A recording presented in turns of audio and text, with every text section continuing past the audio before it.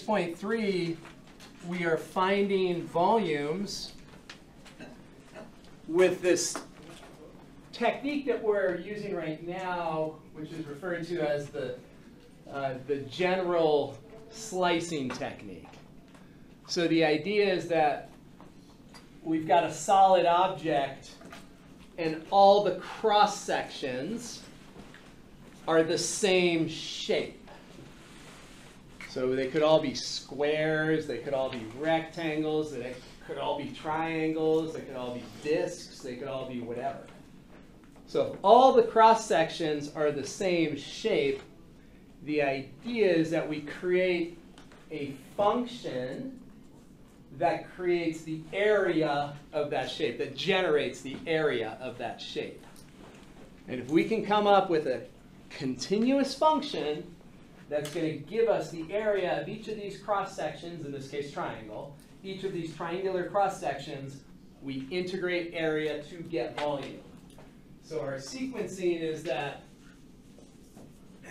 if you integrate a distance function, you are going to get area, and if you integrate an area function, you get volume. So that's our sequence. So if we go this direction by integration, that is what, those are the quantities that we will achieve. Integrate distance, you get area, integrate area, you get volume. So the idea here is that we want to integrate that cross-sectional area function. And that will then give us the volume of our solid. All right, fair enough. And when we look at this red segment here, this integration element right there, or rectangle, whatever you want to use in your mind, visualize this thin little rectangle. That's gonna give us this dimension of the triangle here, and we are told that this cross sections perpendicular to the x-axis. If somebody said, hey, each cross section is a triangle, well, we would need to know, are they perpendicular or parallel to the x-axis? Similarly, you could say perpendicular or parallel to the y-axis. Somehow we have to know what is the orientation of these triangles. They're always going to be perpendicular to the base, right? They're going to come straight out of the board if you're imagining them on the board. But when they are coming out of the board or coming out of the paper or whatever, you have to choose, are they parallel or perpendicular to the x-axis? So somehow you have to indicate the orientation of them. And then, let's see, we are told that these triangles are isosceles. So that means that these two dimensions here are the same. Right? That the height and the base of the triangle match in distance. So there's our isosceles triangle. If we pull the isosceles triangle out over here, just so we can sort of think about some math on it, here is our isosceles triangle. And this, maybe I'll use a different color for the hypotenuse, just to make sure it's clear that that's the hypotenuse right there. So when we pull that triangle out, what we see is that the height of this element right here is square root of cosine x, which stands for, or corresponds to the base of the triangle I've drawn right here, which means the height of this triangle must be the same. It's isosceles. That's what isosceles means. The two legs are equal in length. So now we have to find the function that measures the area of that triangle. What's the area of a triangle? 1/2 the base times the height.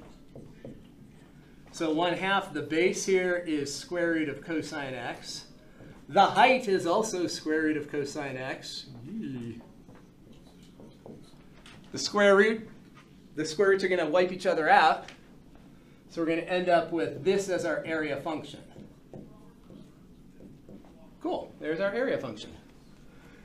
The only thing we have left to do, if we have an area function and we want volume, we just integrate it. So the volume will be the integral of this area function. Let's take a look at our domain here. So they tell us that we're going negative pi over 2 to pi over 2. our curve is symmetric about the y-axis. So we're imagining the integration is happening along here, right? These are the x's, right there. There's negative pi over 2. There's positive pi over 2. If we use some symmetry, that would be wise, because then we can put a 0 as one of our limits of integration, which is always the best limit of integration. And if we're going to use symmetry, we're going to go 0 to pi halves, but then we have to double it. Is that cool with everyone? So the left and the right shapes of this solid object here have the same volume. So we're going to double 0 to pi over 2. Similarly, you could go from negative pi over 2 to 0 and double it also. Or you could go from negative pi over 2 to pi over 2 and not double it. All good there? These 2's cancel. And then we're going to integrate the integral of cosine of sine from 0 to pi over 2. And this volume is a whopping 1 cubic unit.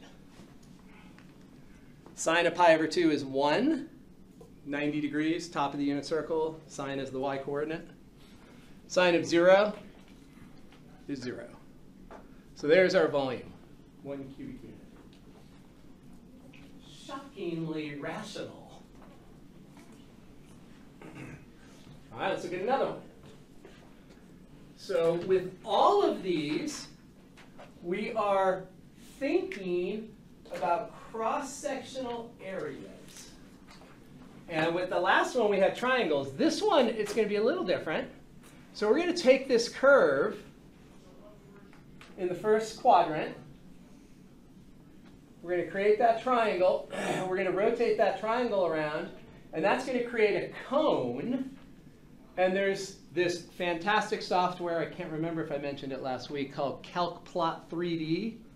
It is the best software, it's free, for Calculus 3. It graphs surfaces and curves in 3 space beautifully, graphs their intersections beautifully. And the only thing in Calc 2 I ever use it for is this. It does beautiful solids of revolution. So here you can see there's a cutaway. There is our sample disk. When this rotates around, if we were to take a vertical integration element right there, when that rotates around, it creates that disk. So CalcPlot 3D, super good. If you've ever searched for math online, maybe you've seen this guy named Paul, Paul's Online Notes. If you do searching for Calc 2 or Calc 3, often you come up with his stuff. He's a guy that, I forget which school he's at, somewhere up in the Midwest, Illinois or something. But he got a National Science Foundation grant to create this software. And it's fantastic for Calc 3, Calc 2. So you can do these nice cutaways, and we can see the disk, very nice and visual. So when that red integration element rotates around the x-axis, so we're going to rotate this region about the x-axis, if you were to imagine just that red element right there, that's going to rotate around and create a disk. And the radius of the disk is right there. And the radius of the disk is just the function. That function right there measures that height, which corresponds to the radius of the disk if you were to rotate that element around the x-axis. So our area function that we're looking for is for a circle or a disk. The area of a disk or a circle is pi times the radius squared. So pi r squared. And the radius in this particular case is the function. So 2 minus 2x, quantity squared. There's our area function. Cool. All we do is integrate that, we get volume. So we need to know what our limits of integration are. Can you see what our limits of integration are? 0 to 1. So when you're looking at this, you're looking down here because we're imagining the stacking, the vertical stacking of all of these disks. So there is a disk at x equals 0, the biggest one. There is a disk at x equals 1, the smallest one that has radius 0. And there's all these disks in the middle, right, of varying radii stacked together here. So the idea is that we have to add up all the disks from 0 to 1. So the integration interval is always perpendicular to the element, because it's going to slide across that interval and pick up all the disks. So the interval is always perpendicular, right? So whenever we have a vertical integration element, we're integrating with respect to x, and vice versa if we were going the other direction. So we're going to integrate 0 to 1. To integrate this thing, we have to whatever it's called, FOIL it. We don't need to write it in descending order, but that's pretty common. And we integrate term by term. So we're going to end up with 4x cubed over 3 minus 4x squared plus 4 times x. And that's from 0 to 1.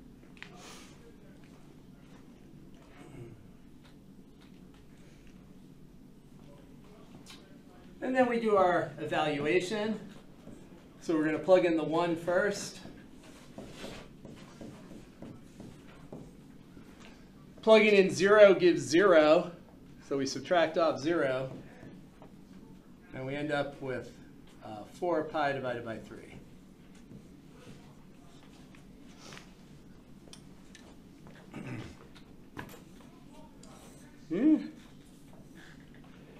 That's a little too thick for you, huh? You'd rather have something a little smaller. Oh, well, it doesn't matter now, I guess. I'm figure out which pen I like the best. All right, so does that make sense to everybody?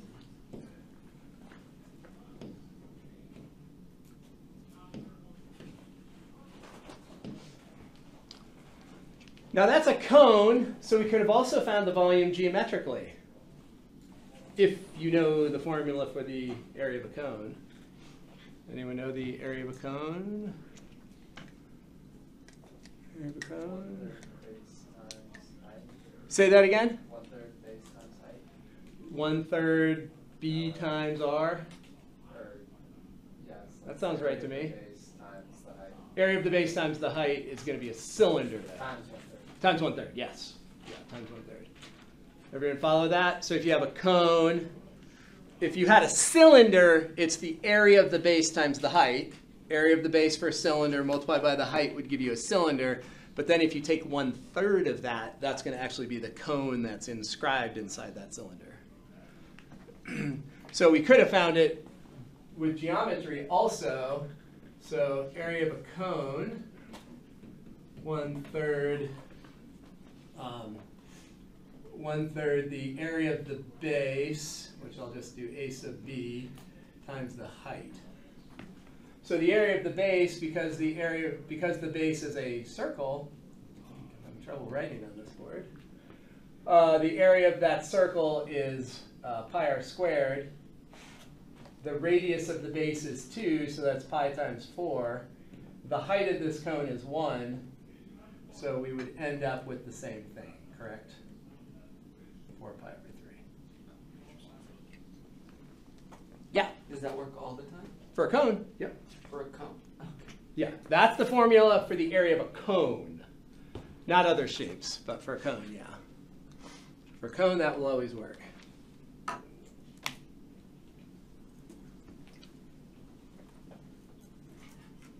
Question? Will we ever be asked to do like the geometric way to do it on a test? No. Not on test 1. There are some integration. When we get into the integration techniques, I don't think there's any. I'll tell you explicitly when we get to when we get to it. I don't think it's in chapter 6, but when we get to it, we'll come across some integrals that we don't know how to integrate, and we do have to use a geometric approach. It's not going to be for finding volumes of solids, though. It's going to be for finding areas like the area of a semicircle or something, when we come across it, I'll point it out. But there are some integrals that we can't do. We don't have the technique yet. So we can come up with the corresponding two-dimensional image and find it using area. Like usually it's for a semicircle. Okay, let's go ahead and try another one. So once again, so right now we're focusing on solids that are created with a rotation. So they call them solids of revolution. And if we take this particular region in the xy plane, and we rotate it around the x-axis, this is the solid that we're going to get with a cutaway, and we can see the representative disk down there. So we can imagine our integration element right there, that's at a random x, and when it rotates around, it's going to create that red disk. So once again, the area of a disk is pi r squared. And once again, the function is going to give us that radius, right? The function is measuring the distance from the x-axis up to the curve, and that is corresponding to the disk. So the function will be our radius. So the area of the disk as a function is going to be pi times e to the negative x quantity squared. So we're going to write this as pi e to the negative 2x. That is our area function. So that is finding the area of each and every disk. You should be visualizing an infinite collection of disks all stacked next to each other this way. And if you plug in the x value, you'll get the corresponding area. So if we want the area of this largest disk that's going to be here at x equals 0 on the left end of our solid, that end, you're plugging in an x value of 0 right here. E to the 0 is 1. 1 times pi is pi. So this disk right here, which has radius 1, will have an area of pi. If we go to the other end, where the smallest disk will be, that x value is natural log 4. So if we take that natural log of 4 and we plug it in for this x and simplify, that will find the area of that smallest disk. So this is the area function. It finds the area of each and every disk in that interval. Does that make sense to everyone? And as soon as we integrate the area, we get the volume. So we are going to integrate this area function. Let's see, they give us our limits of integration. We're integrating along the x-axis from 0 over to natural log of 4. So our limits of integration, 0, natural log of 4. So that'll give us our total volume. Now, we have to integrate. So we're integrating an exponential function. And remember, the exponential function is that one special function that has itself as both the derivative and the integral.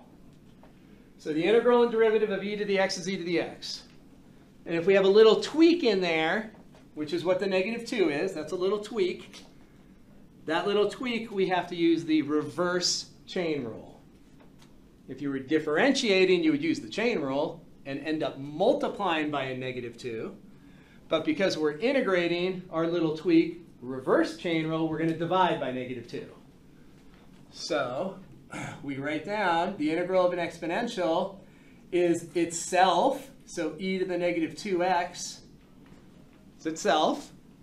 Then we look at that exponent and we take its derivative, and the derivative of that exponent is negative 2, so we then divide by negative 2, because that is the derivative of that exponent. So this reverse chain rule only works when the exponent is linear. If that was an x squared up there, all bets are off. this RCR only works when this is linear. So that exponent has to be linear, which is the case many, many times. Move that. So then our limits of integration come in over here, 0 to ln of 4.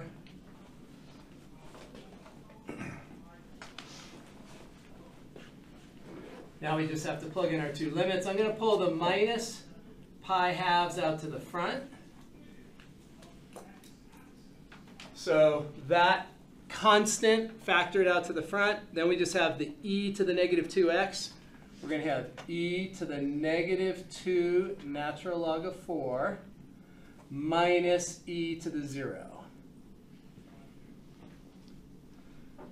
So I factored this constant part to the front, right there. And then the only part of the antiderivative we're dealing with, e to the negative 2x. Plug in the upper limit, plug in the lower limit. Now we have to simplify. And how does this simplify? How about that?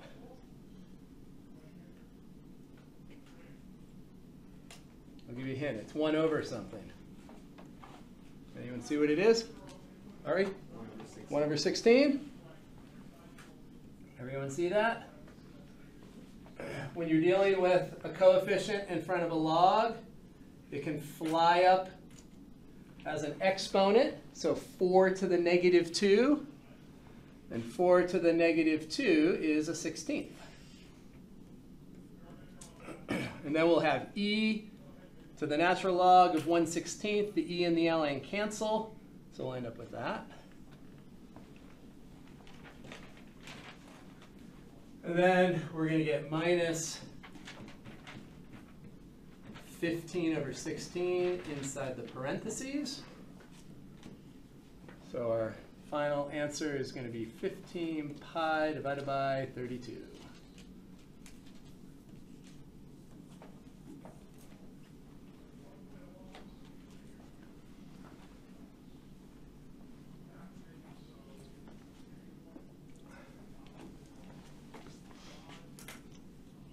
All right, any question on any step there?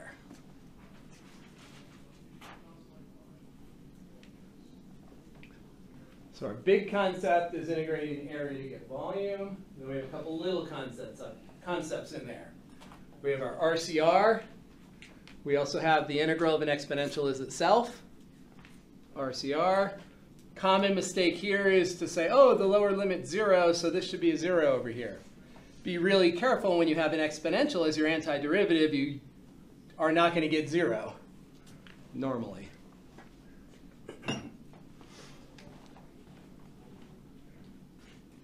Okay, so disks. Now let's look at washers.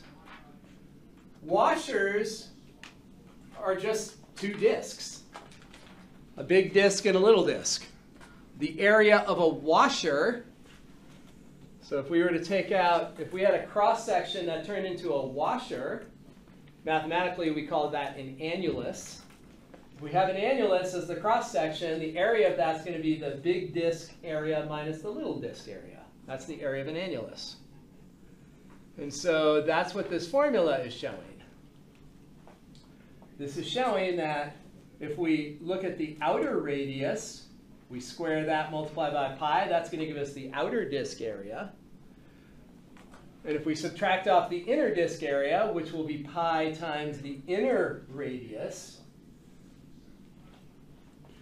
squared. So here's going to be the inner, here's going to be the inner radius is going to be right there. So I'll call that r sub I. R sub O is the outer radius.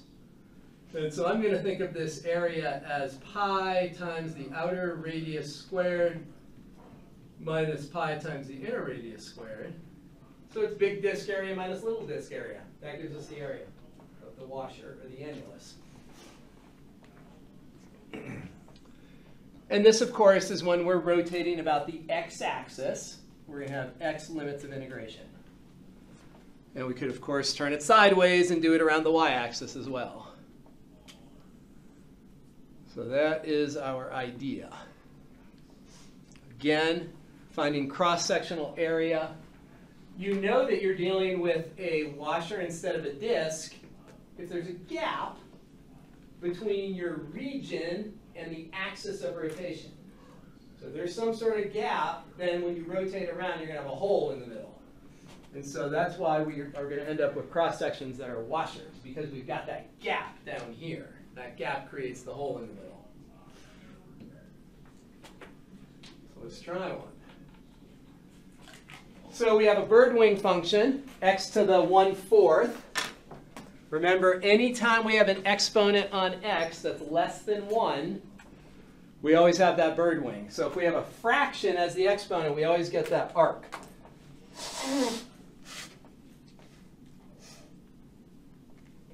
All right, so if we're going to rotate, first off, we're rotating around the x-axis. Let's draw a representative element. Okay, right there. You can think of that as the representative element at a random x. So then, if we want to create the inner and outer radius, the inner radius is going to be the distance to the closer curve. So that right there is going to be the inner radius. The outer radius is going to be over here.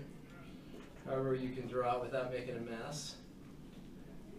So we have the inner radius and the outer radius. The closer curve is always going to be the inner radius. The further curve is going to be the outer radius. And if we take a look at our cutout, our solid object, I cut this mostly away so you can see the big washer, but you can see that the washer is the RO is going all the way out to there, and the RI is going to there from the x-axis. So RI is right there, and RO is right there.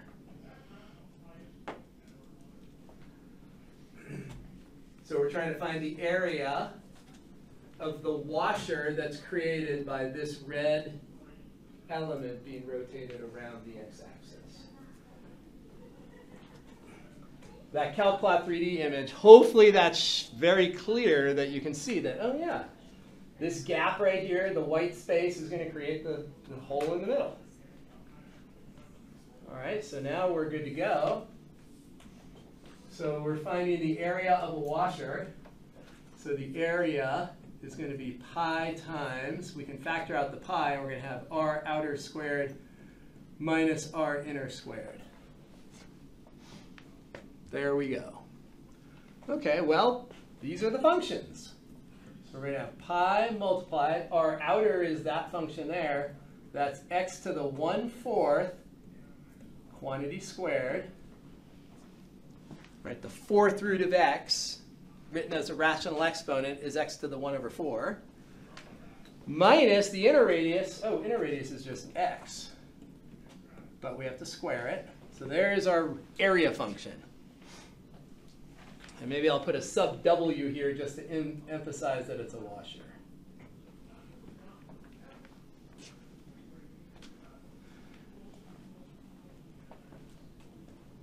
Then we just have to integrate area. Integrate area, we've got volume. So the volume will be pi, factor it out to the front. Limits of integration we'll get to in a moment. This will be x to the 1/2 minus x to the x to the 2 dx. Power raised to power, remember that you multiply. So 2 times a 4th is a half. Power to power, multiply.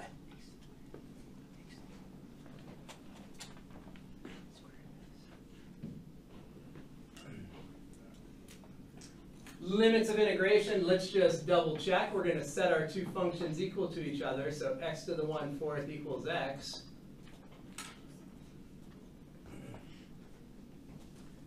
Whenever we have this type of thing, this is like a square root. If you have a square root in there, you isolate the square root, you square both sides. If you have a 4th root, you isolate the 4th root, and you raise both sides to the 4th power. So this will be x equals x to the 4th. Now we have a nonlinear equation, everything to one side and factor. Everything to one side and factor.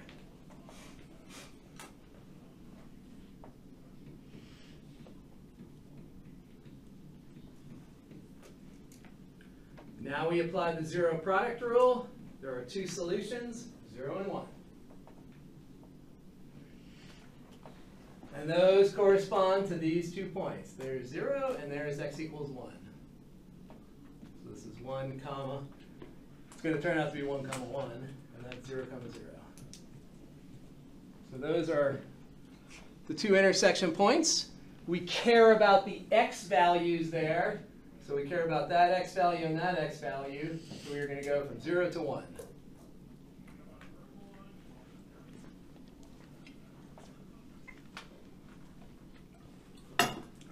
Any problems with that?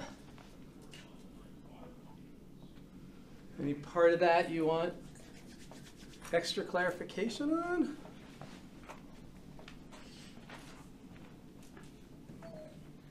So then we integrate using our fancy power rule.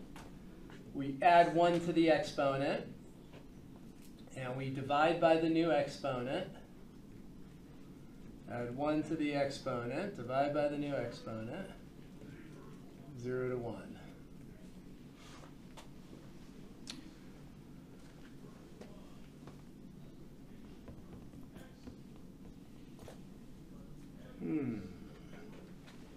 Plug in 1,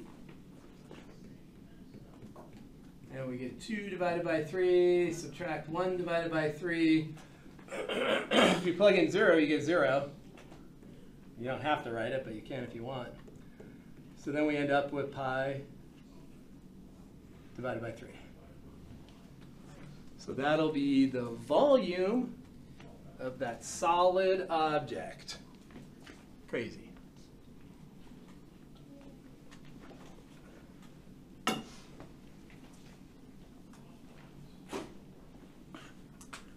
All right, so lots of geometry in here. Lots of algebra, finding intersection points. Lots of calculus and trig, integrating. I guess not trig on this one, but. Any part of that you're scratching your head about?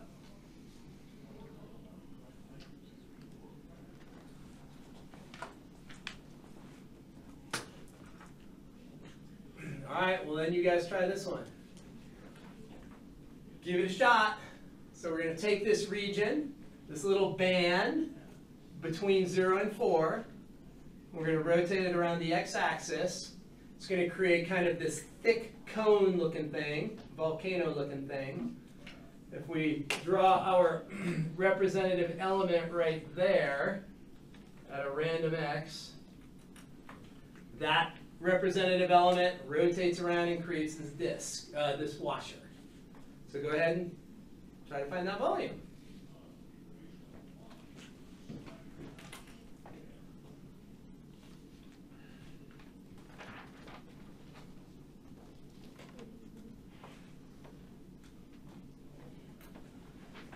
And if you're stuck, toss your hand into the air or yelp, and it'll come by. Throw your bone. Is it a cone or is it a wall? It's cone. The cross section is a washer. Okay. The cross section is a washer. The solid is kind of like a thick cone, though, but it's got a flat top. It doesn't have a flat top. Okay. Yeah, it's got a flat top. It's not punctured all the way through here, right? Because this comes down to a point. So this very left end is actually just a disc without a hole in it. So it's going to be like a birthday hat, tipped sideways, but thick. A thick birthday hat. Yeah, so you're going to go 0 to 4, pi, outer squared. Yeah, that's right. That is correct. Yes. Yes, I can. Sorry about that, yeah.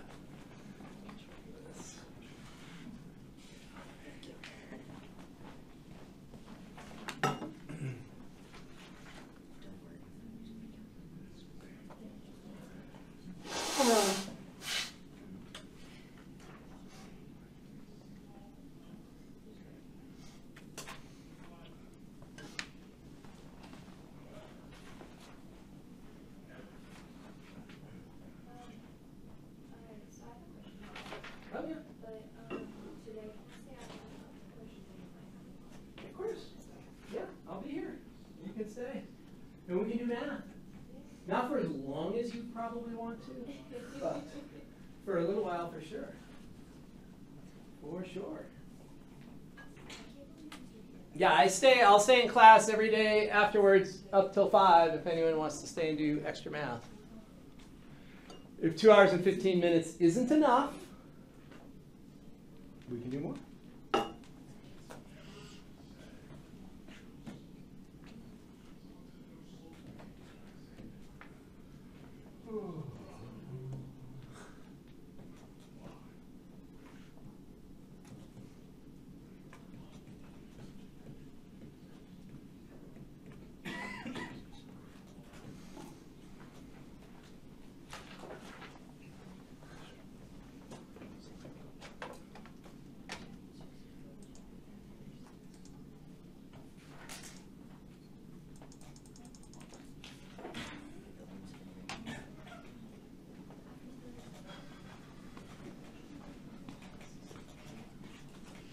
Write the first step up here.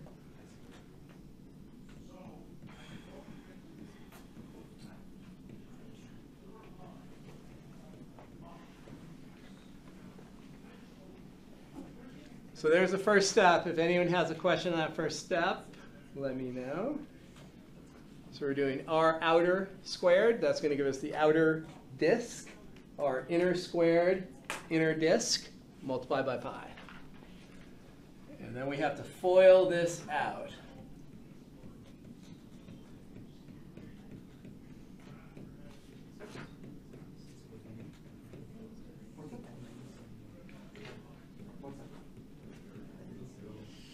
Here? That's little. Or. Oh, the plus 90.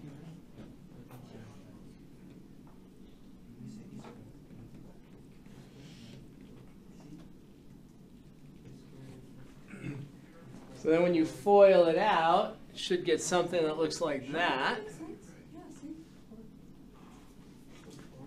Do we have confusion? Well, it's just a square, so this would just be 2. Ah! Oh, x squared, I see. Bah humbug. Oh, thank you. I appreciate it. You're on the right track. Yeah, x squared is x squared, not 2x. Okay. Any questions on the foiling? Is that all coming back to you from, prior semesters? And then we can go ahead and use, again, the power rule. So we're going to get 2x squared plus 4x on the interval 0 to 4. Plugging in 0 doesn't give us anything, so all we care about is that upper limit. So we're going to have pi. 4 squared is 16, times 2 is 32. So I'm seeing a bunch of pi. 48 pi. Is that what you're seeing? Yeah. So, I messed up a little bit. I still wound up getting the same answer. But Oh, good. So I initially had, like, that's Oh, that's still fine. wrong. That's fine. Yeah, I wound up with the right answer, Yeah, you don't have to simplify this. but I went backwards. Like, this is inner minus outer. Uh-huh. I still wound up with Oh, that's fishy. the right answer. Just because the x. Well, because you didn't distribute your minus. That minus would make this a negative 4x and a negative 4. No, so this step. So this step is correct, but then this going to here, this, if you were going to do it just as you have it written, that would end up being a negative 4x and a negative 4. Because that minus has to go across to each of those. Yeah. So this step, that was my first go. This part was my second go with the equation up on the floor. Oh, okay, gotcha. Oh, I got it. Yeah. I understand. But I wound up with the same answer. It's the next cube. Exactly. Yeah. So and that's what I was saying originally. You don't have to simplify that. You don't have to, because it's going to come out in the wash anyway. Yeah. So you can either simplify it here and make it 0, Or when you integrate it, they're going to be the same because you integrated the same function, so they'll cancel out there. Yeah, so either way is totally fine. Usually we try to simplify before we do the integration, so that we're doing less integration. I just thought it was weird that I went backwards and still got the right answer. Yeah, yeah. So that's the reason though, because they both have the same antiderivative. So whether you subtract them originally or after you find their antiderivatives, you'll still get 0. Yeah. So, Jim, Yo. this one, we're going from area of the washer to volume of a cone, correct? Well, it's not really a cone. We're going from area of a washer to volume of solid. To volume of solid. Yeah, it's not that it's a cone, it's just that whatever the area function is, you integrate it to get the volume of solid. Just this 3D model just looks different than previous example. Yeah, exactly. Yeah, so if your cross-section is different, you'll have a different solid. So if your cross-section is a disc, you're going to have solid outside with no hole. But if your cross-section is a washer, you're going to have some sort of pocket in the middle, some sort of hole. Got it. And this pocket just happens to be a cone instead of just a... Yeah, exactly. So the inside of it is a cone, for sure. Okay. Yeah. Indeed. All right. Let's rotate the other way. Why not? So we're going to rotate our region around the y-axis instead of around the x-axis. So we're going to rotate and create the same types of formulas, but a little bit different, just because we're going around y instead of x. So notice that when we're going around the y-axis, we still have an outer function, we still have an inner function, but we're going to be doing it with respect to y instead of with respect to x. So our integration element will be horizontal instead of vertical.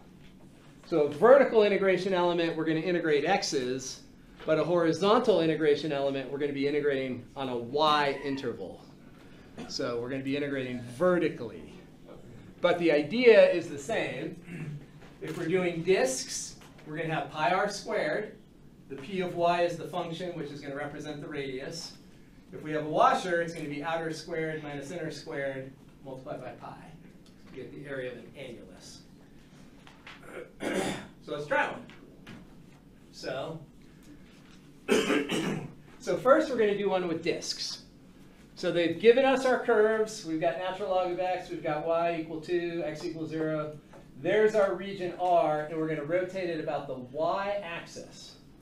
So it's going to create this solid object down here, and these cross-sections are disks. There is no gap between the region and the axis of rotation, so that means there's no hole in the solid, means the cross-sections are all disks. So we're going to get this solid object down here where I've cut it away and I've shown the representative disk. So the area of a disk, so we're going to think about a horizontal element. Oops, don't want an arrowhead on it. So let's just do a horizontal element right here. That's at a random y value. And so that is corresponding right here. Ooh, bad color on there because that's already red. Let's go with some bright like green. So that's right there. And when that green segment rotates around, it's going to create that disk. So we've got a green element. And when it rotates around, it's going to create a green disk. And so that disk, man, that's a crooked element. Crooked, crooked, crooked. I wonder, I know, it's always jumping. Can I actually just grab that and, let's see, rotate it? I've got to figure out how to make that straighter. Yeek. Hey, grab it. So, let's see. There's that slider. Okay. So the area is going to be, the area of that disk is pi r squared, and that radius is going to be this horizontal distance right there. So from there over to there. That horizontal distance is the radius. So we are going to have the area of a disk. I'll put a D here for disk. will be pi times the radius squared. And the radius is that horizontal distance. Horizontal distance is found by subtracting x values. You take the right x and subtract off the left x, right? If you're on a horizontal line, you take this bigger x and subtract off the smaller x, right minus left. Oh, this y value, this function is presented as a y value. We want to change it so that it's an x value. So we want to change that by isolating x. So now we've written this curve as an x value instead of a y value. So when we write it that way, it's measuring from the y-axis over to the curve. So it's written as an x value. So that radius is e to the y. There's the radius, then we have to square it. So that is our area function. When we simplify, so that's going to be e to the 2y. Power to power, multiply. Power to power, multiply. So this tells us the area of all of those stacked disks. So when y is 0, plug in y equals 0, you get the area of that lowest disk.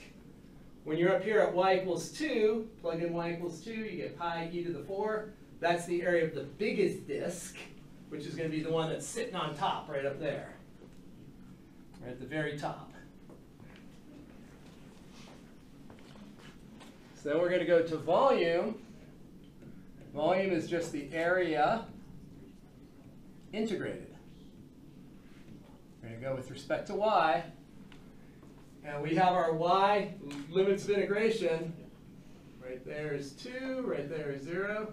So we're going 0 to 2 on the y-axis. 0 to 2.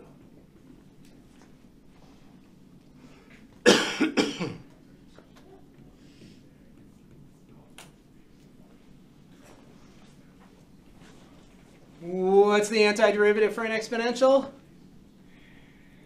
Itself. RCR, and we divide by 2. So first we write down itself, and then we take the derivative of the exponent and divide by it. And our limits of integration are 0 to 2. Oh, there's the full solid object down there. So then we have, again, I'll factor out the constants. So I'm going to factor out the pi over 2. So that's just pulling out to the front. And then we plug in the 0 and the 2 into what's left. So we're going to have as our final form e to the 4 minus 1. E to the 0, which is 1. Everyone okay with that? So that will be the volume.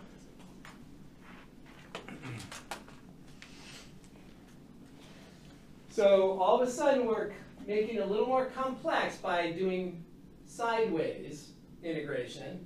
We just have to remember that when we're integrating with respect to y, the integration element is perpendicular to the y-axis. And whenever we're finding a horizontal distance, it's the right x coordinate minus the left x coordinate. So if we want to write our, often we have to rewrite our function of x as a function of y so that it's measuring horizontally instead of measuring vertically. Right? Y equals measures vertically, x equals measures horizontally. So we isolate x. The right x value is e to the y. The left x value is 0.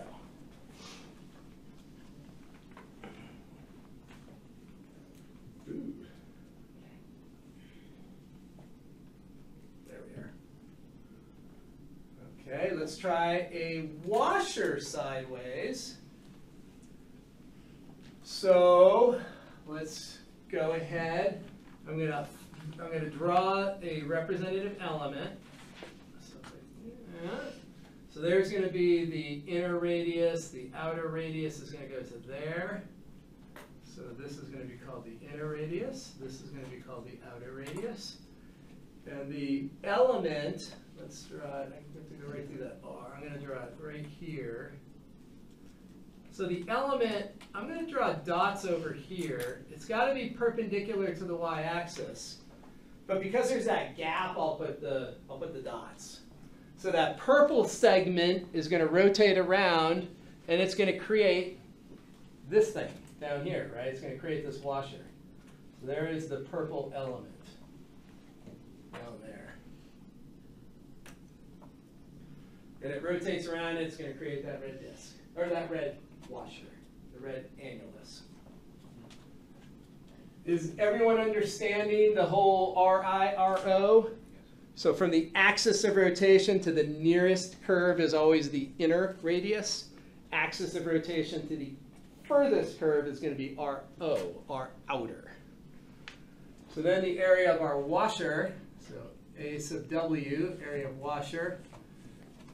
It's always smart to write down the generic formula first, just to make sure you're on the right track.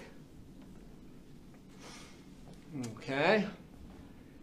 And then we are thinking about a horizontal distance. So when we think about this first curve over here, we want to think of this first curve by isolating the x. In this case, it's the same, but I'm going to write it this way just to emphasize that we have isolated x, so we are now measuring this way. We are now measuring horizontally. We're measuring x values from the axis of rotation. Similarly, this curve up here, we have to rearrange it, so it's going to be x equals y divided by 2. So that's going to be the left curve, the inner curve. All right, so now let's go ahead and use this thing.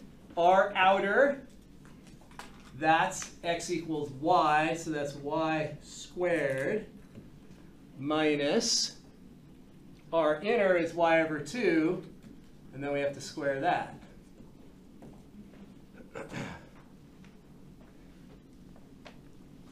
So one important thing in your mind, it's very easy to get the letters backwards. When you look at your representative element, if it's perpendicular to y, you're integrating with respect to y, which means you can only have y's over here. You can't have x's. So if you're integrating with respect to y, only y's in the integrand. If you're integrating with respect to x, then you have only x's in the integrand. Simplify this. We get y squared minus y squared over 4. So that's going to be 3y squared multiplied by pi, all divided by 4.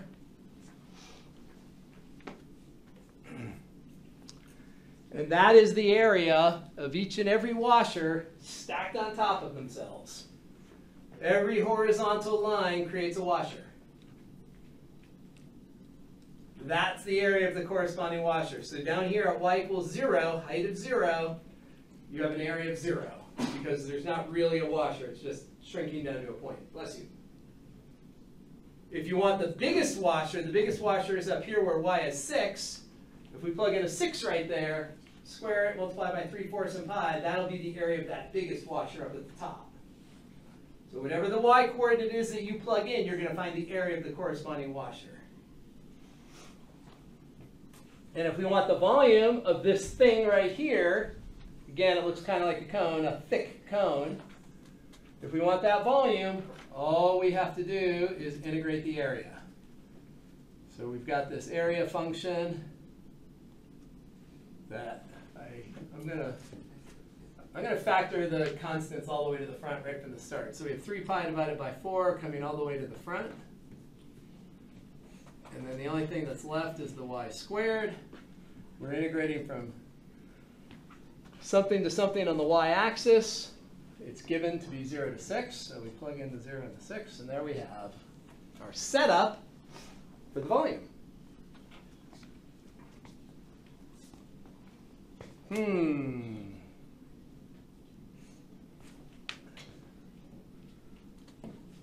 So integrate that, not too hard. We get 3 pi divided by 4 coefficient. And then y cubed over 3 from 0 to 6. The 3's vanish.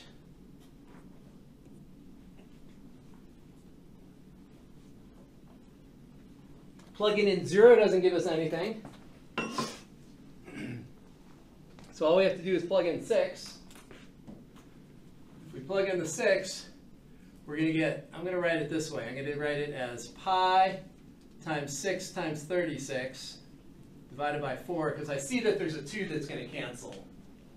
So I'm just going to do it this way. 2 goes into there 3 times. 2 goes into there twice.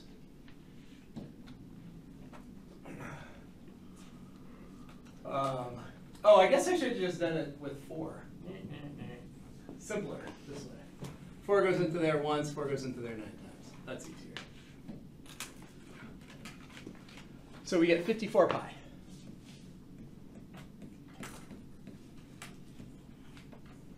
So that is the volume.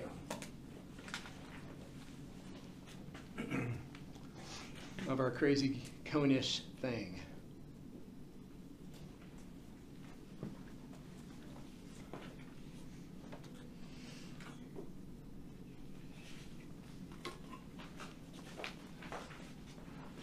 Any question other than why? Why? All right, let's go ahead and take our 10-minute break.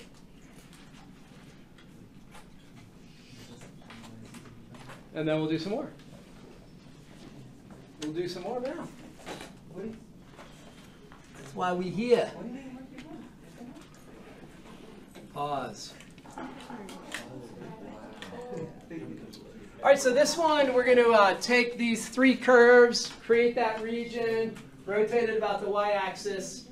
So I did this one in Desmos, and just for your information, I put this stuff over on the side so you can see how to create different shapes in Desmos. If you're so inclined, it's kind of nice, all the great things that you can do in Desmos pretty darn easily. Okay, so that object, that region, is being rotated around the y-axis, and it's going to create this funnel-looking object, solid object, funnel, except that there's no hole in the middle there. So it looks like a lot like that toilet bowl ride at Waterworld. You're whipping around, except I guess the one at Waterworld has a hole in the middle because you fall out of the toilet. If you've been to Waterworld. If you haven't been to Waterworld, I'm sorry. Okay, so the cross-sectional regions are going to be washers. So this red integration element here, that rotates around. There's a gap here, so we get a washer. This is going to be the inner radius here, from axis of rotation over to nearest curve, and the outer radius is up here from the axis of rotation all the way across to the outer curve. So we've got 2 curves, we've got an inner curve and an outer curve, and we know that the area of a washer is going to be pi times the outer radius minus the inner radius, both of those squared.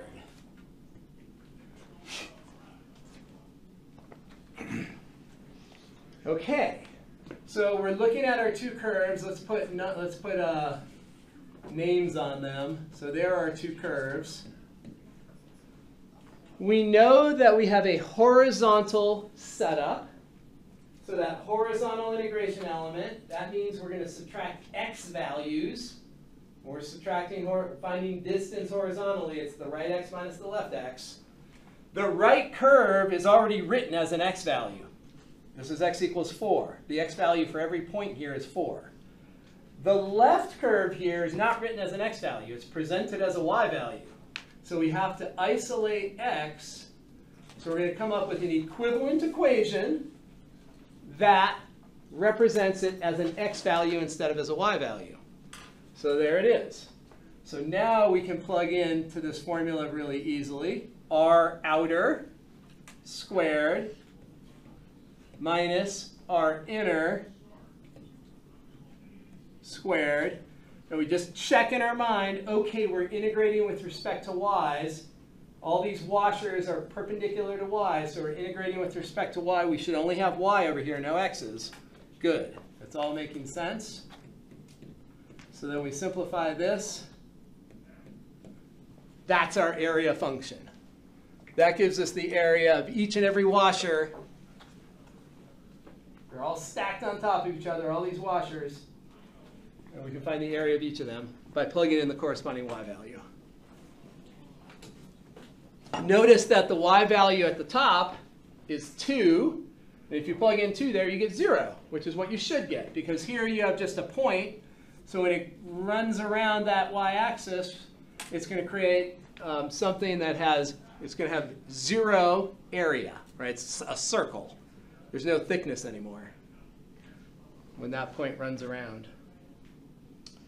Okay, so then volume is the integral of area. So we're going to factor the pi out to the front. We're going to integrate the area function. And lo and behold, we have that. And from the picture, we're going from 0 up to, it looks like 2. Let's double check that it's 2. So let's see. When we take 4, right there, x is equal to 4. If we plug it in there, yeah, sure enough, y is 2. So we know for sure y is 2. And now we can go ahead and do our term-by-term integration. So we will have 16y minus y to the 5th divided by 5 from 0 to 2.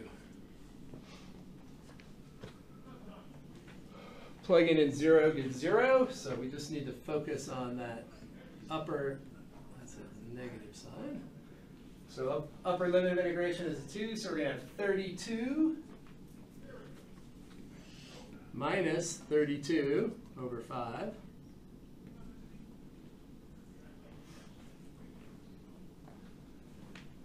So the way I like to do this, I see a common factor of 32, so I'm going to factor out the 32. And then I'm left with 1 minus a fifth. 1 minus a fifth is 4/5. So then we end up with 4 times that, so 128 times pi divided by 5. There is our volume.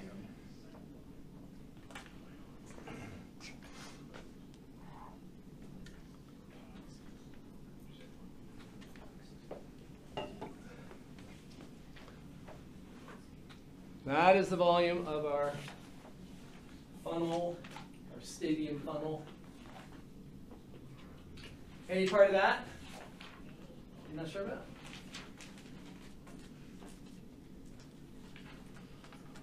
All right, so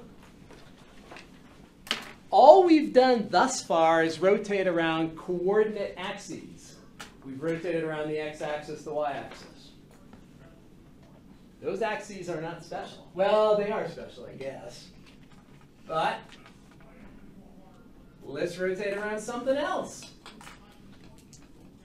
The geometry still stays the same, but the technique, the details are a little different. So we're going to take these curves. So we have the 1 minus root x right there, y equals 1, x equals 1. There's our region. Instead of rotating around an x-axis or a y-axis, rotate around y equals 1. So we're going to rotate around this. This is our axis up here of rotation. We're going to rotate around that. Here is the solid object with a cross-sectional disk shown. So I'm going to draw this representative element right there.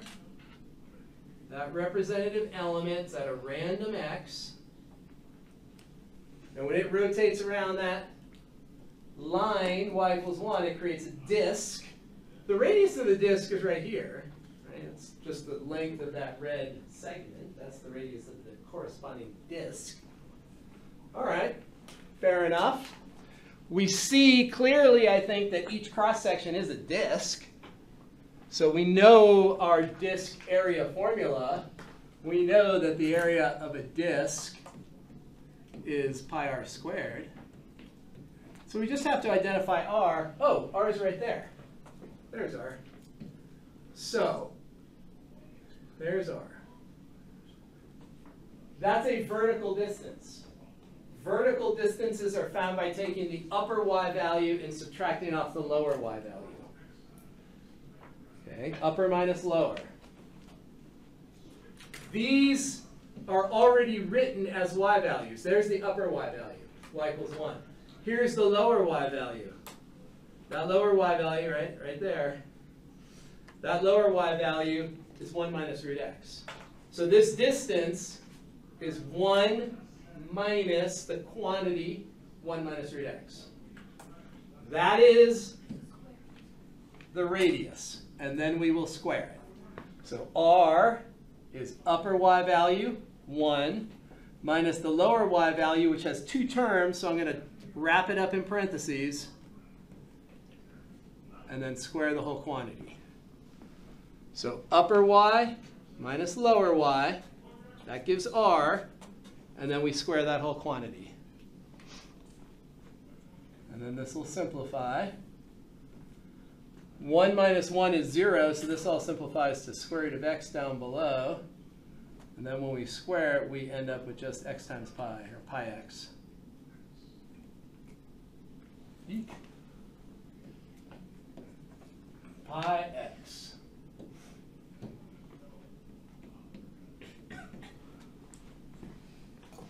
So that's the area of each disk. If you plug in 0, you'll get the disk on the left, which has area 0. If you plug in 1, you'll get pi, which is the area of the disk on the right. And if you plug in an x value between 0 and 1, you'll get the area of the corresponding disk. So there is the area function. Volume. Well, volume's pretty easy. Once you know area, integrate to get volume.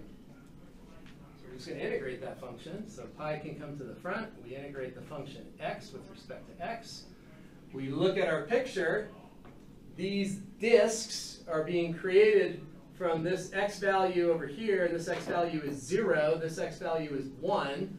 So we're going from 0 over to 1 on the x-axis. There will be a disk for all of those x's between 0 and 1. So we end up with pi x squared over 2, 0 to 1.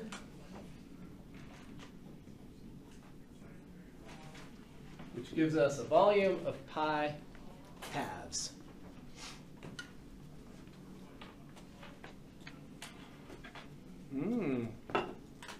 Voila. Voila. Question? So was the y-axis just kind of throw us off then? Or like why was the introduction to like, because I'm assuming we did basically the same steps as we did with like, if we were to rotate it on the x or y.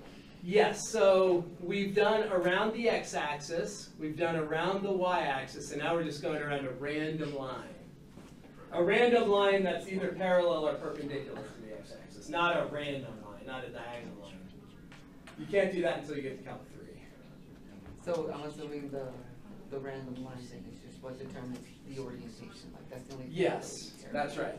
So whatever line they tell us to rotate around, that gives us our orientation. So there's our axis of rotation. So now we have to go this way, which means we have to draw our radius this way.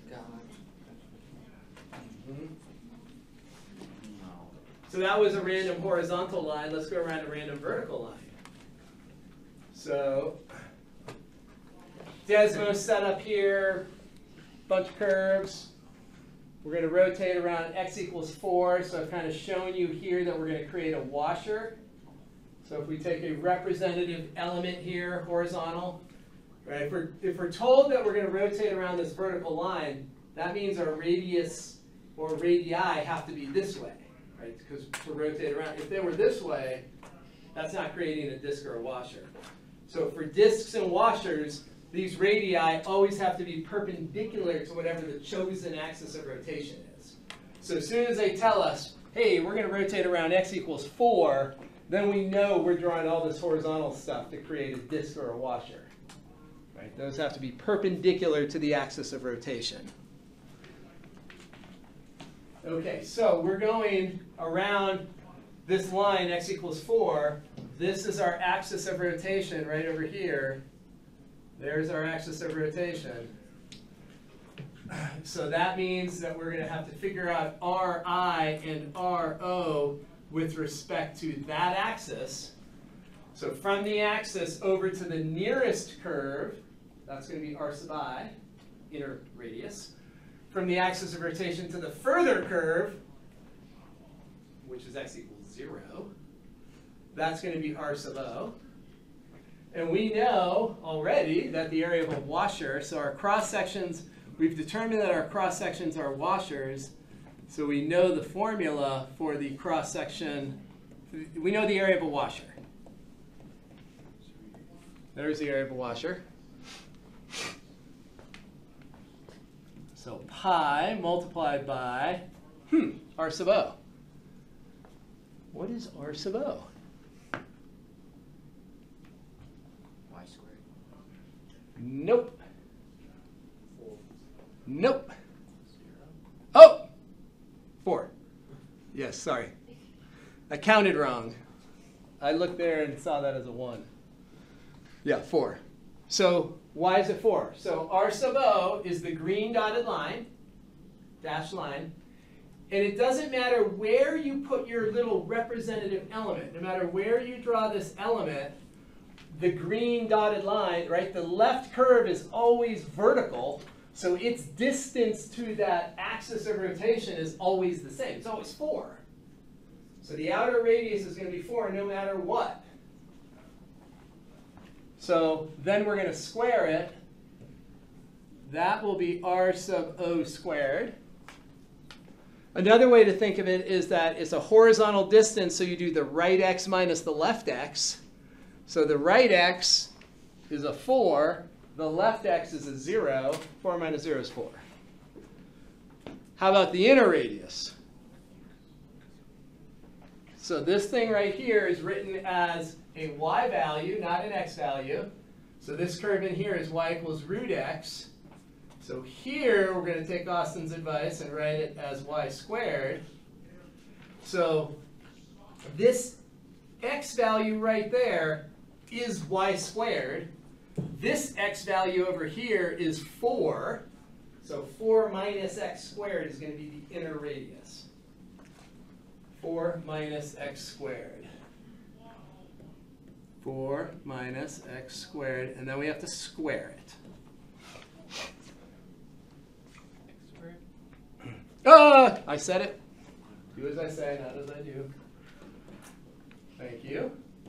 Good catch. So 4 minus y squared.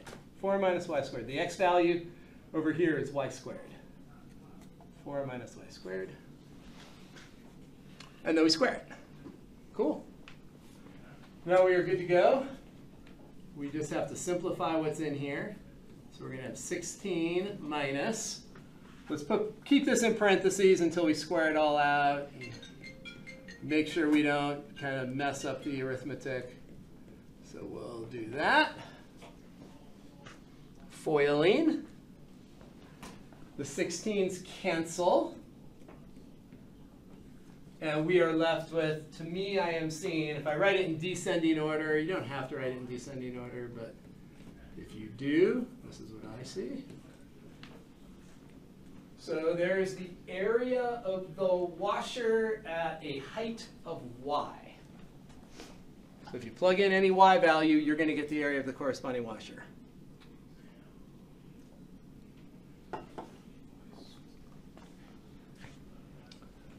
So is there any piece of that that you're not sure about?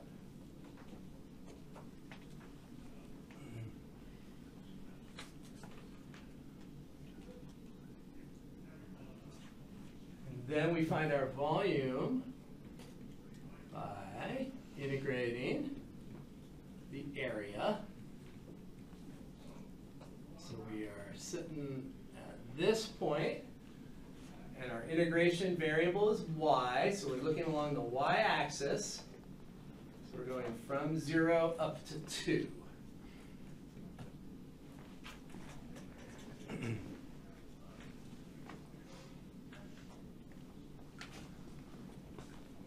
Any disagreement? Any confusion? Any joy? No joy. No joy yet.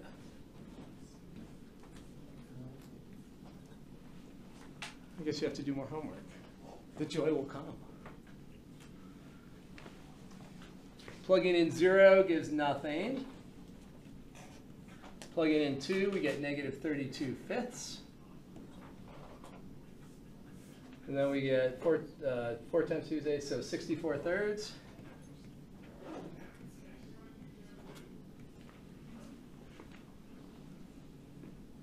If you're on a test, you can just type that into your calculator. Calculators do that kind of simple math really nicely these days.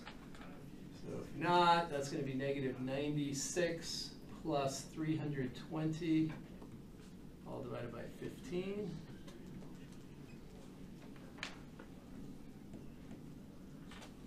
Pi multiplied by, 220 plus 4, 224.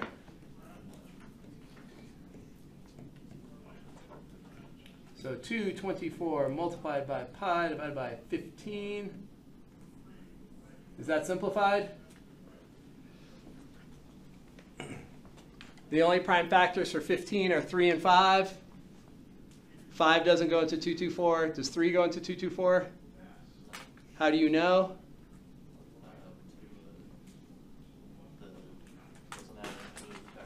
To a multiple of 3. Multiple of 3. Everyone know the 3 trick? Number is divisible by 3 if and only if the sum of the digits is a multiple of 3. Right? 2 plus 2 is 4 plus 4 is 8. 8's not divisible by 3, so 224 is not divisible by 3. Same rule for 3 and 9. Anyone know the rule for 11? Number is divisible by 11 if you add the even indexed digits and the odd indexed digits, take the difference, and if that's divisible by 11, the original is divisible by 11. There's all sorts of those weird tricks. Divisible by 7, that's a trickier one. I won't tell you, it'll give you a headache. So now we're going to find the volume of a torus. Or in street vernacular, a donut. Volume of a donut. So we've got this set up here where we've got this region in the xy plane, and if you rotate it around the y-axis, you create a torus. So we're going to deal with this center of that circle is 3, 0, and the radius is 2. So center of circle is 3, 0, radius of 2. We're dealing with washers right now. So the left half of the circle and the right half of the circle have to be called out because we need to write those as individual curves, because this element that goes across and spans across here, this chord, is going from the right edge over there to the left edge of the circle. We need to write the left edge and the right edge as x values so that we can subtract. So we take the equation of the circle. Right, there's standard equation of a circle. If the center is 3, 0, x minus 3, y minus 0, square them, and you get the radius squared. So all I did was solve for x. So those are the two sides of the circle written as x values. So now, once again, it's a washer. We know that the area of a washer is pi times the outer radius squared minus the inner radius squared. So we are going to outer radius squared, inner radius squared. So if we're going to rotate from around the y-axis, the outer radius is from the axis of rotation to the further curve. So this distance right there, that is the outer radius to the further curve. Axis of rotation to the closer curve, that is the inner radius. So we're going to have to do a bunch of math here. So we have the area of the washer is going to be, I need some space, I think, just to be safe. Outer radius squared, there's the outer radius. It's this purple x value. So it's going to be 3 plus the square root of 4 minus y squared, all squared. Minus the inner radius goes from the axis of rotation to the left edge of the curve. The left edge of the curve is that equation. But then we also have to square it.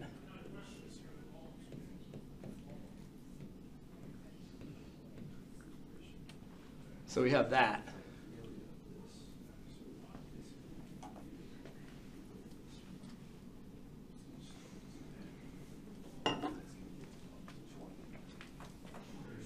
Any question before we do the college algebra that is going to come into play so frequently in Cal 2? We do tons of algebra. Any question on that setup there? So the outer radius goes to the right edge of the circle. The inner radius goes to the left edge of the circle.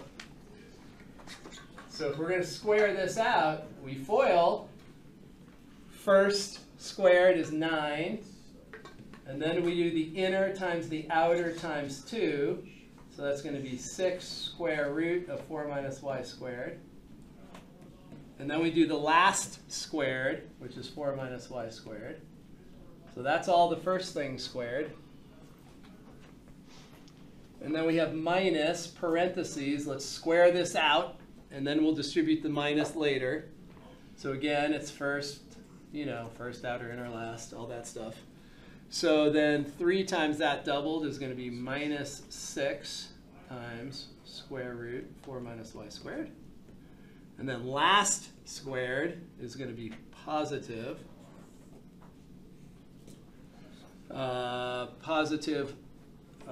When we square that, that's going to be 4 minus y squared. So that's going to be parenthesis and bracket, all that. So you got to be good at foiling. Foiling should be almost second nature by now. 9 minus 9, that cancels. 4 minus 4, that cancels. Negative y squared plus y squared, that cancels. I guess we don't need too many of those lines. Let's just do one each. So 4 and 4, y squared and y squared. All those cancel.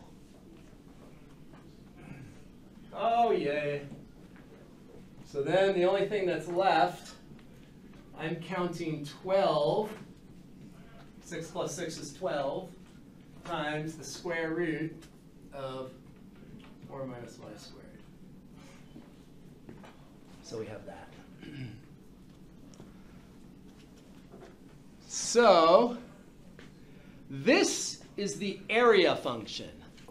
That is the area of the washer at height y.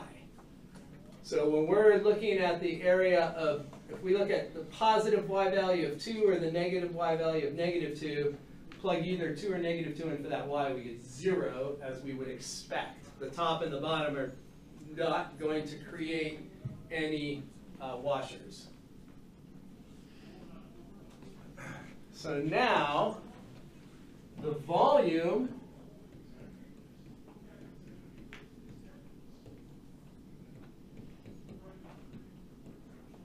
is the integral of this from negative 2 to 2.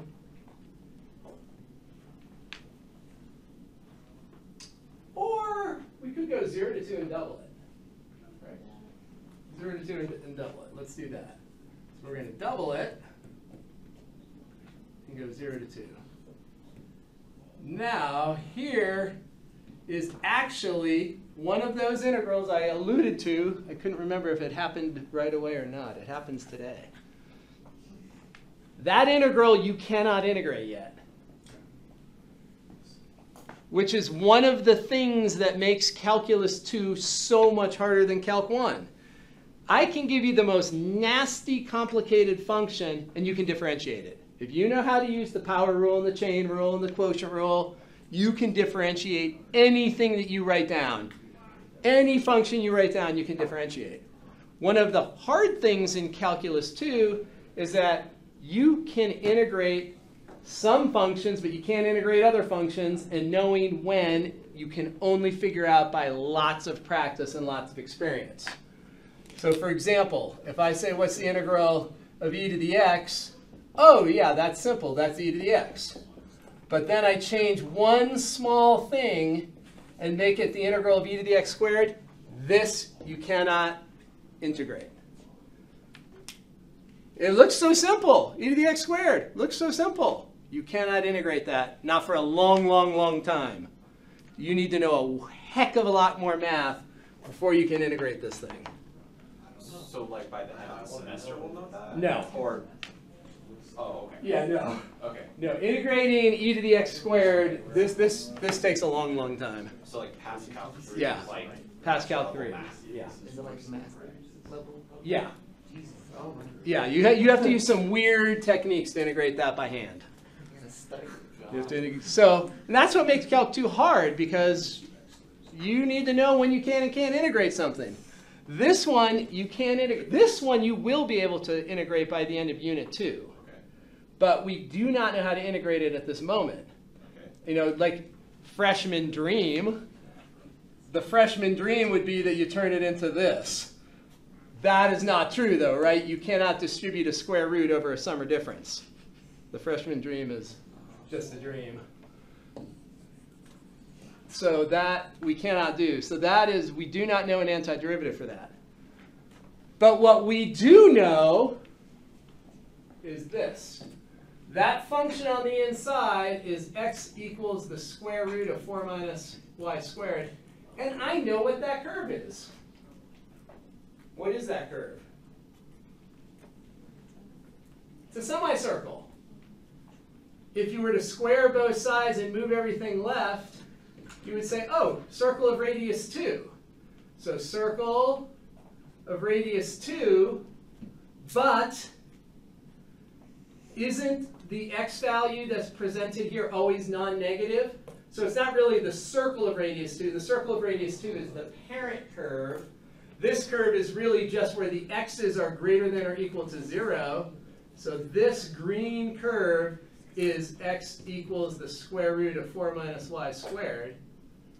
So if you were to integrate the square root of 4 minus y squared from -2 to +2, you would be asking for the area of that semicircle. The area of this semicircle right here is just 1/2 the area of a circle, and this radius is 2, so we would get 2 pi. That's the area of that semicircle. Everyone follow that? So this geometric object right here is the right semicircle of radius 2. Its area is half the area of the full circle, so we get that. Now we come up here and we say, oh, let's restrict it even further. If we go from 0 to 2, that means the y's are only going, we look at this semicircle and we're only going to go 0 to 2. Oops. So that region right there, it's not, it's how much of the full circle? 1/4 of the full circle. So this is going to be 24 pi times 1/4 times pi times the radius squared. So we end up with 24 pi squared. So that is the area, the volume up there. So here, total red flag, this we can't integrate yet.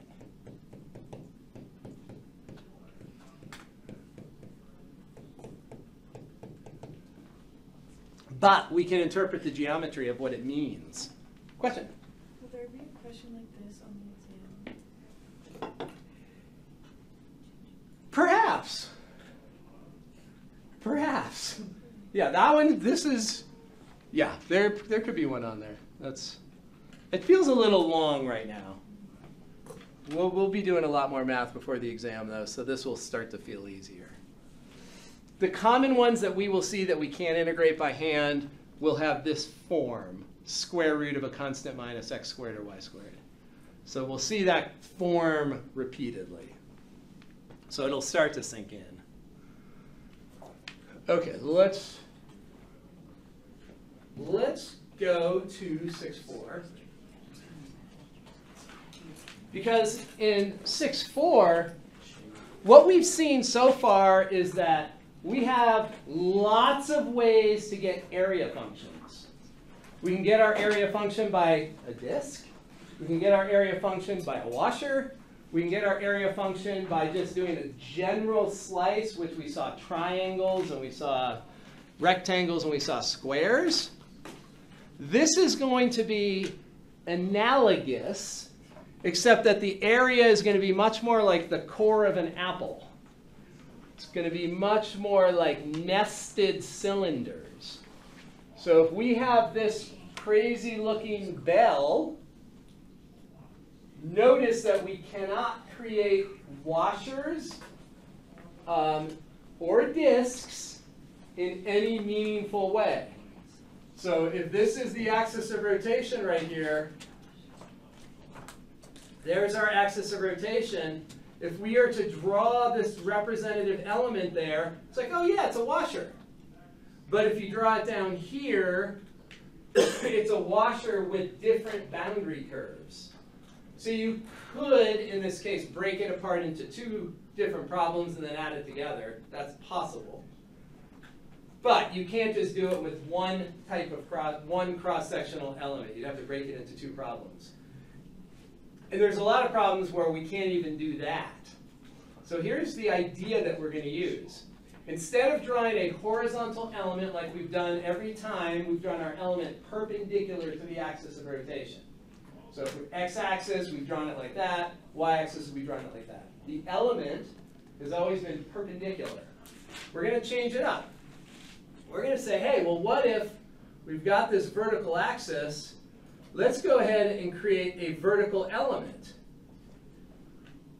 Well, that vertical element, when you rotate it around, is going to create a cylinder. And there's going to be a cylinder for all of the x values between A and B. So we can think of, in air quotes, a cross-section is a cylinder. So it's not the conventional idea of a cross-section where you take a katana and slice right through the object. Right? We're thinking about all of these nested cylinders. So we're thinking about cross-section in a more general way. But you can visualize in your mind that, oh yeah, this solid object is just a zillion cylinders, nested. A bunch of nested cylinders all the way out. And we know the area of a cylinder. The area of a cylinder is the area of the base times the height. Right? Oh, is that right? What do you think? No, that's wrong. That's not a cylinder. What's that? That's the volume of a cylinder. 2 pi x. Let's back up a second here. So it's not pi r squared. Does everyone agree that pi r squared is the whole piston? It's the whole volume? We don't want that. We just want the skin of the cylinder. So it's not pi r squared h. It's 2 pi r. 2 pi r h. So 2 pi r gives you the circumference of the base, then multiply it by the height. So area of the base multiplied by the height gives you the whole volume. We want just the outside, so it's 2 pi r times h. So 2 pi r h. There we go. So that is our basic formula. 2 pi r h. So let's go ahead and look at the idea. So once again, in Calc 2, we don't get into Riemann sums. We just sort of wave our hands a little bit. But the ideas come from Calc 1. So we've got our we've got down in here, so 2 pi RH right there. H is given by the function. So 2 pi RH, x is going to play the role of the radius. So this right here is the area of the cylinder. And so once again, if you integrate area, you get volume. Right there, integrate area, you get volume. So 2 pi RH. And you can see it conceptually that, oh yeah, as we add more and more cylinders, we get better and better approximations. And then we do the whole magic from Calc 1. If you take the limit of a Riemann sum, you get a definite integral. So that was proved to you in Calc 1.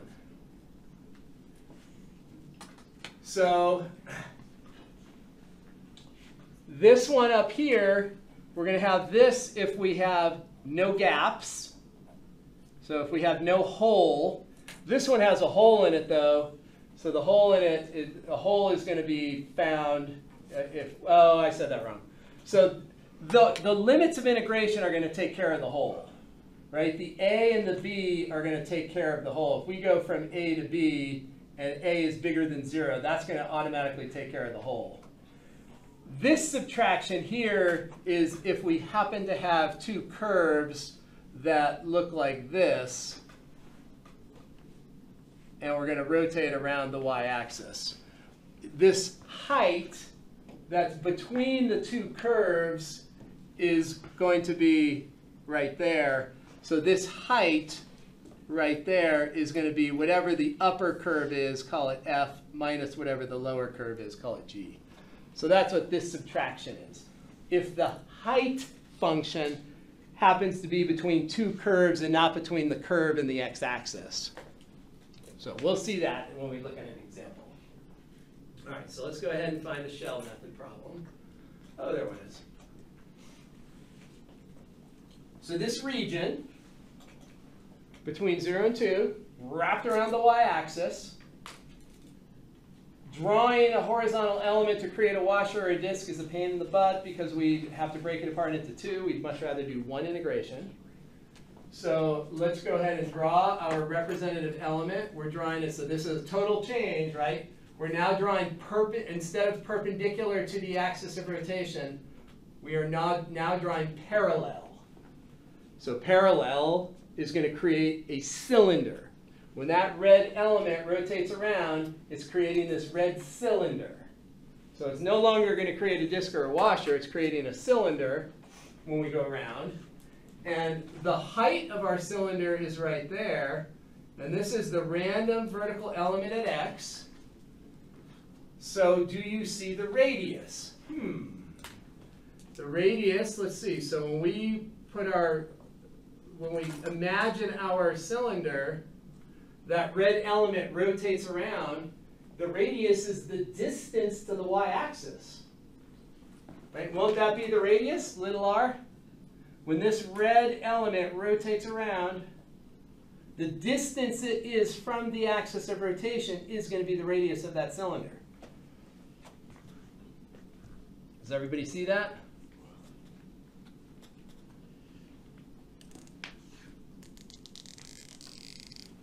So if we have this vertical axis, we've got this element right there. And it's going to rotate around this. Let's use a different color for that. So it's going to rotate around.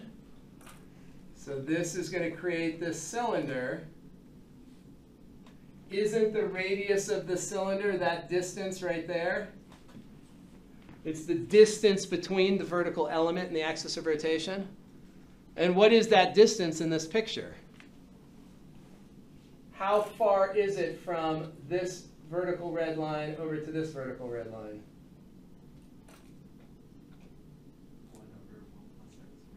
That's measuring the height. So remember, this function here is measuring the height. That's going to be the h value. But this horizontal distance between the y-axis and this, how far is this vertical element from the y-axis? X. But isn't that also the radius? Right? Isn't this distance, if this is the element right here. If I say, oh, I'm going to draw the element at x, isn't that x units away? Isn't that what x means? Right? This x value means, if let's say it's 0.5. It means that you're 0.5 away from the axis of rotation. Oh, that's the radius. If you're 0.5 away from the axis of rotation, that's your radius. So the x value is going to play the role of r. So when we go to create the area of our cylinder, okay, we know that that's 2 pi rh.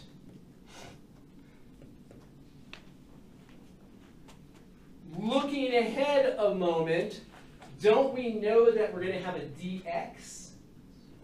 Right? We have this vertical, this element is perpendicular to the x-axis, so that element is sliding through the x's. So that means we're integrating with respect to x. So we know that all these two letters have to be replaced with x's.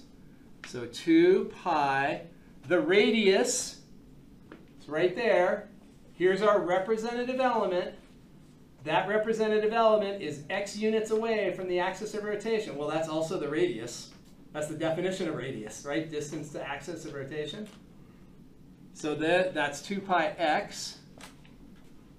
And then the height of that cylinder is the function 1 over 1 plus x squared. So that is the area of the corresponding cylinder. 2 pi rh. 2 pi rh. So I'm going to write it this way. I'm going to write it as pi multiplied by 2x divided by 1 plus x squared.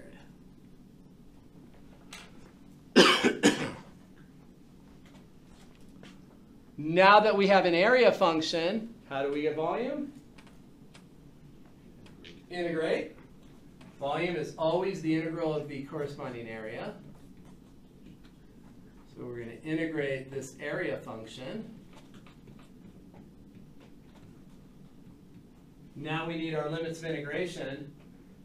This vertical element is sliding across this region from x equals what to x equals what? 0 to 2. So for all those x's between 0 and 2, you're imagining these nested cylinders from 0 to 2. So all the x values between 0 and 2 create cylinders, and then we're going to add them all up.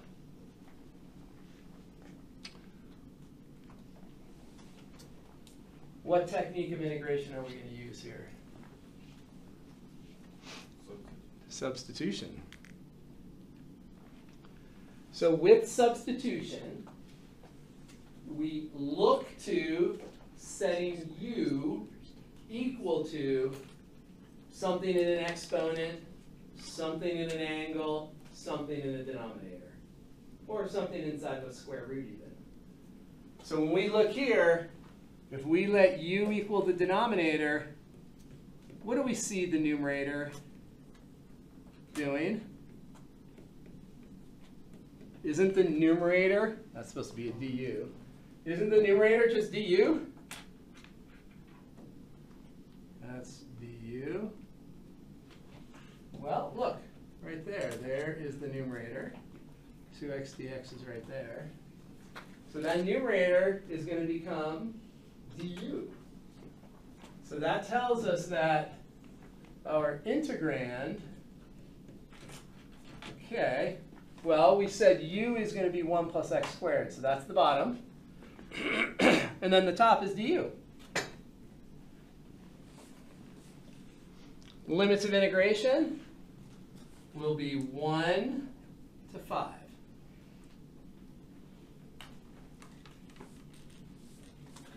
How do we get the 1 and the 5?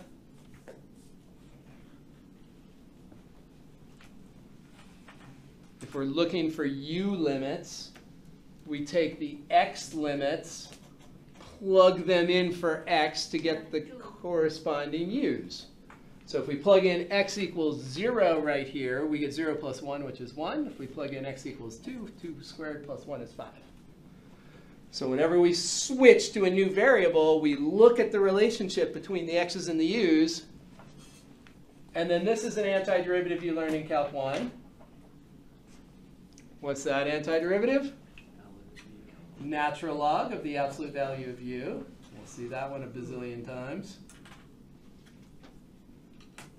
1 to 5.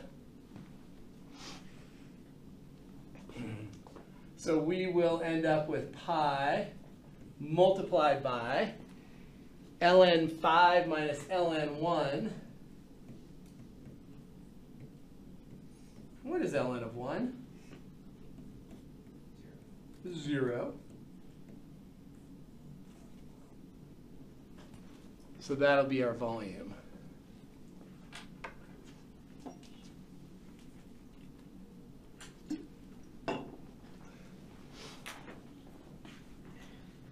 So the hardest part of this is just sort of conceptualizing that this is in fact a cylinder here. And sort of grasping the fact that the x value is really the radius. That's the hardest part. Yeah? Is there a reason why we don't substitute u back into the final equation? Well, once we convert the limits to u limits, there's no need to go back. So if you wanted to, you always have two choices. Here you could have said, I'm not going to find the u limits. I'm going to find this and then move this u back into here and then use the original x limits. So you could do that also. You don't have to convert the limits if you don't want to. But if you do convert the limits, then you just integrate once and plug them in. Yeah? If we have an outer bound that's in the negatives, would we keep the absolute value in the final answer? Because you can't take natural log like -1. That's right. So then you would just So natural log absolute value -1. So you always have the absolute value here. Yeah. The geometry has to make sense. So you shouldn't see a negative number over here that's going in here. Because that's going to create something that's sort of overlapping itself, or something funny is going to be going on. Okay. So you shouldn't end up having to deal with that absolute value, ideally. Let's try another one, because these are definitely take a little bit of thinking.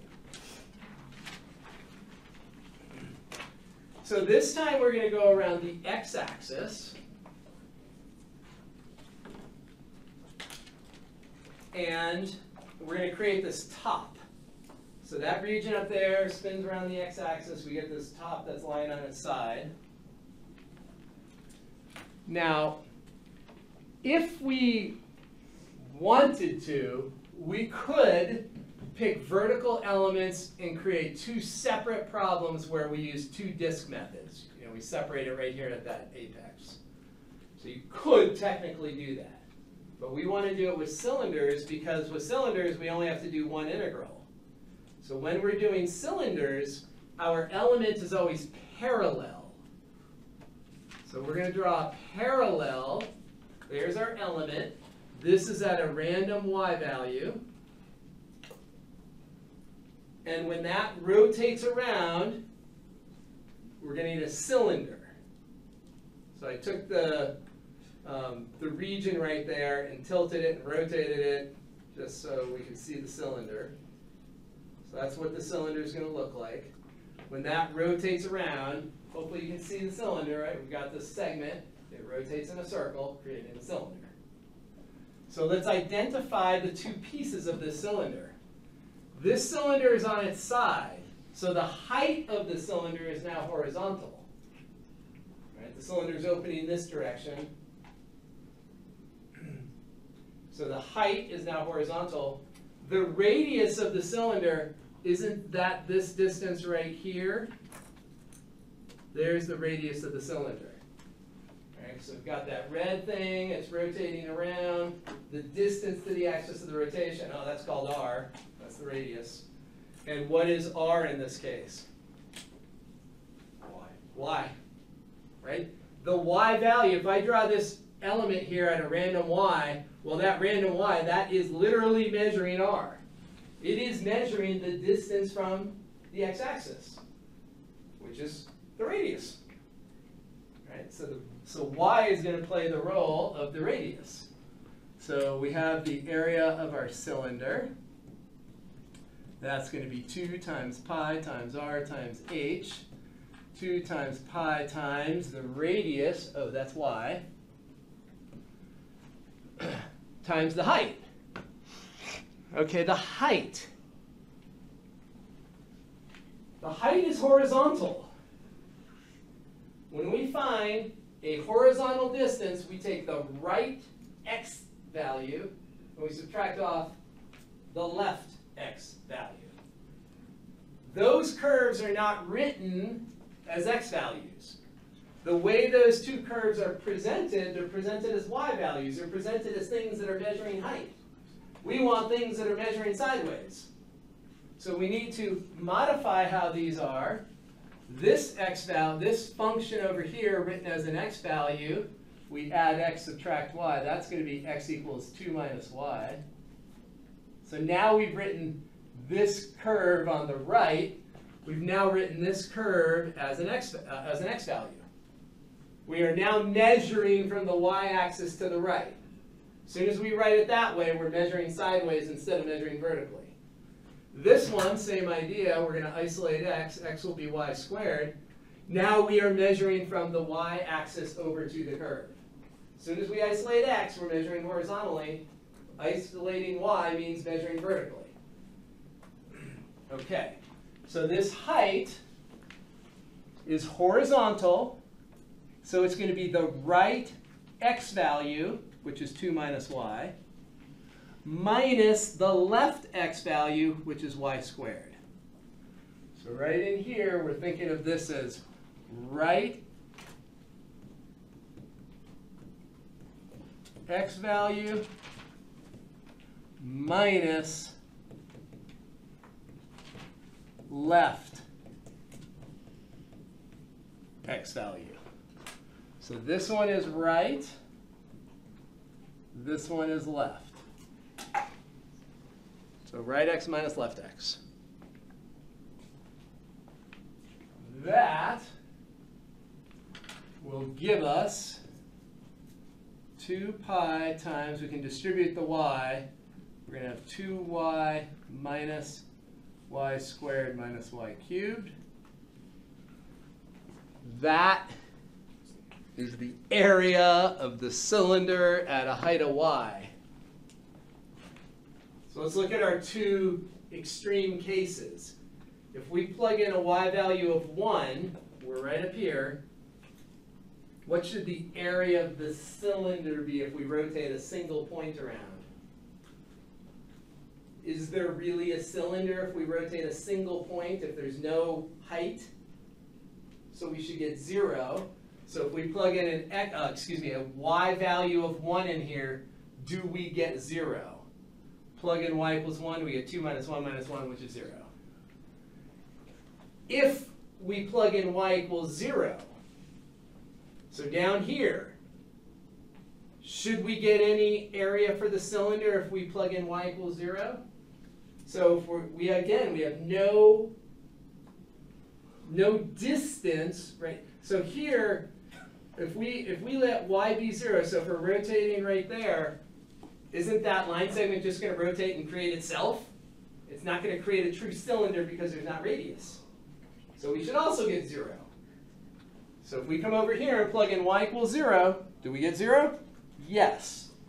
The only way that we are going to get, so this one up here has no height, but it has radius. The one down here has height, but it has no radius. So in those two extreme cases, we will get 0, which we do. So that means our area formula is correct, unless we are really unlucky. So the volume, we will integrate this area function. This area function gets integrated with respect to y. And we are going from, let's see, from where to where? 0 to 1. So those horizontal elements are attached to the y-axis. So for all the y values between 0 and 1, you're creating a cylinder. So the y values are the ones that dictate the sliding of this horizontal element. So y 0 to 1, That'll be our volume. So we can come in here and integrate this pretty easily. So we're going to have y squared minus y cubed divided by 3 minus y to the 4 divided by 4, 0 to 1. 0 is a non-contributor.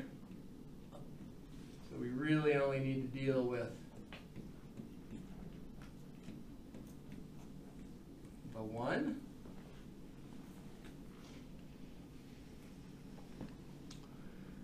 Common denominator of 12. So we're going to have 12 minus 4 minus 3, all divided by 12. 12 minus 7 is 5. So we're going to end up with 5 times pi divided by 6 if we cancel out a 2.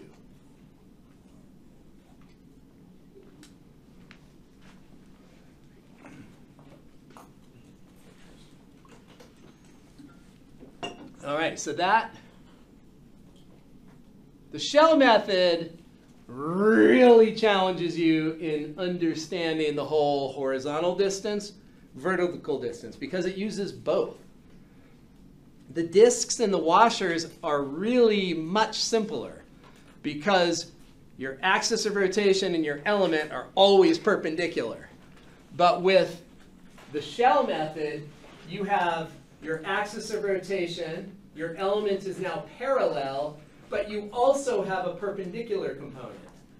So the shells are hard because you have things going on in both directions. The height of your cylinder is always parallel to the axis. The radius of the cylinder is always perpendicular to the axis. So that's what's going to make them much harder. Let's just write the setup for this one and we won't go any further. So for this one, we've got this little triangular-ish region rotating about x. It's going to create that object, sort of a, whatever that thing is, like a bell, but hollowed out. And there is our cylinder. The red cylinder is right there. So if our axis of rotation is horizontal, what direction, if we're told you've got to create a cylinder, which direction should we draw that element? Horizontal? Yep. Or vertical? Horizontal. So there is our random horizontal element at y. And are you seeing that that's going to create a cylinder? Right? If that segment is parallel to the axis of rotation, as it rotates around, it's going to create this cylinder. So as red rotates around that, it's going to create a cylinder. Now we have to identify the two parts of the cylinder. Well, the element's height, these cylinders are lying on their sides, like sewer pipes. So they're lying on their sides, so the height is horizontal. The radius of this cylinder is going to be that distance right there. That is the radius. And isn't the radius, that distance right there, isn't that just what y represents? Right? Y represents the distance from the x-axis up to that number. That is going to be the radius of the cylinder. So let's just set this up. We're going to have the area of a cylinder. That's 2 pi times the radius times the height. So 2 pi times the radius. No, radius is y. That's the distance up to that horizontal element. And then what's the height?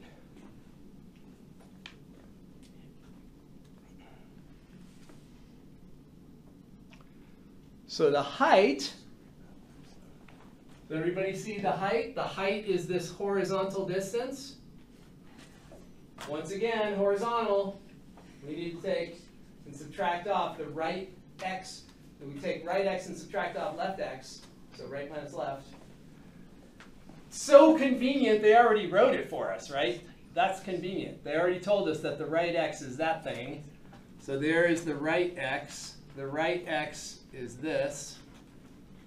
What's the left x? 1 over square root of 3. So there is the height. So we'll stop there. We'll finish that one on some other day, like Thursday.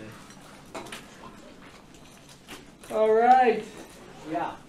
Do some math. Do some math. So I'll stick around for as long as you want, up to 5 o'clock. If you have any questions or need any clarification. I like that. Oh, that's the Casio one. That's not, yeah, that's not Casio. No, this is